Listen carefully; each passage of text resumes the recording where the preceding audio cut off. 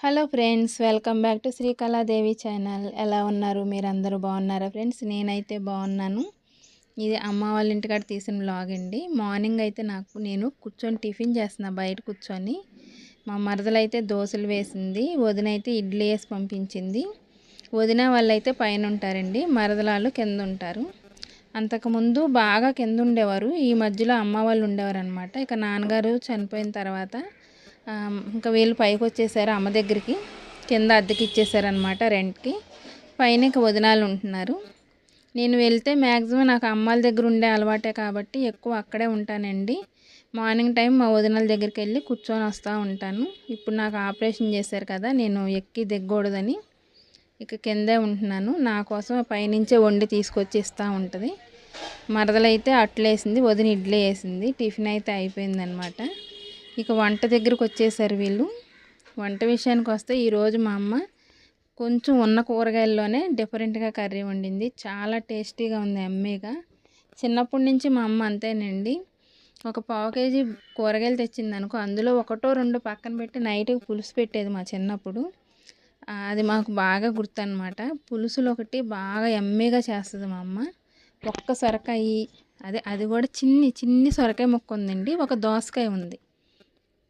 ఏం వండాలి, సొరకాయ దప్పలం పెడదాము లేకపోతే దోసకాయ ఇగురు వండుదామని ఆలోచన చేసుకుంటుంటే మా అమ్మ అయితే దోసకాయలో సగం ముక్కేమో ఆ సొరకాయని దోసకాయని కలిపేసి పులుసు పెట్టింది. మిగిలిన సగం దోసకాయలో 2 టమాటాలు వేసి రోటి పచ్చడి చేసిందండి.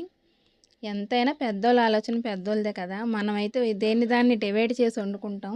వీళ్ళు ఉన్నదాన్నే కలిపేసి కుటుంబానికి సరిపడా కర్రీ వండేస్తారనమాట. వాళ్ళ టాలెంటే వేరు నిజంగా. అలా వండిందనమాట చక్కగా. టేస్ట్ కూడా సూపర్ ఉందండి. దోసకాయ పులుసు ఎలా ఉంటుందంటే, మీ చిన్నప్పుడు వండేదాన్నమ్మ అంది. ఏమో నిజంగా చెప్పాలంటే దోసకాయ పులుసు నేను మర్చిపోయాను. ఇంత రుచిగా ఉంటుందా, ఇన్ని రోజులు మిస్ అయ్యాను అనిపించింది. అంత బాగుంది, ఎమ్మీగా. చిన్న సొరకాయ ముక్క ఒక దోసకాయతో అంత ఎమ్మీగా వండింది. నాకు బాగా నచ్చిందండి, అందుకే మీతో షేర్ చేసుకుంటున్నాను. పులుసు అయితే మంచి రుచి వచ్చేసింది. చూసారా, చిన్ని సాంబార్ బకెట్లో పంపేసి తాలింపు కూడా పెట్టేసింది. లాస్ట్లో దప్పలంలాగా తాలింపు వేసిందండి. ఇంకా టేస్ట్ తాలింపు వేసేసరికి ఇంకా అదిరిపోయిందనమాట. టేస్ట్ అంత బాగుంది నిజంగా. మిగిలిన చిన్న దోసకాయ ముక్కతోటి చట్నీ అయితే చేసింది. చూసారు కదా ఎంత బాగుందంటే, మీరు నిజంగా వండుకొని చూడండి, చాలా టేస్టీ వచ్చింది. నాకు బాగా నచ్చింది అన్నిసార్లు, అందుకే చెప్తున్నాను అనమాట. కూర బాగా నచ్చింది నాకు, అందుకే అన్నిసార్లు చెప్తున్నాను. దోసకాయ పచ్చడి కోసం ఇగో సన్నగా తరుగుతున్నారు. ఇంకా దీన్ని దోసకాయని రుబ్బకుండా టమాటాలు వేసి పచ్చడి వేగిన తర్వాత అందులోని దోసకాయ ఉల్లిపాయ ముక్కలు కలిపేస్తారనమాట.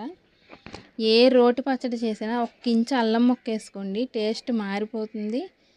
చాలా బాగుంటుంది, తినాలనిపిస్తుంది. ఘాటుగా అల్లం ఫ్లేవర్ తగులుతూ ఉంటే చాలా టేస్టీగా ఉంటుంది అనమాట. మీరు ఎటువంటి రోటి పచ్చడి చేసుకున్నా చిన్న అల్లం ముక్క అందులో వేసుకోండి, చాలా బాగుంటుంది. ఇక ఈ రోటి పచ్చళ్ళు అయితే టమోటాలు, పుదీనా, ఒక్క దొండకాయ ఉంటే ఒక దొండకాయ కూడా వేస్తారు వేస్ట్ చేయకుండా.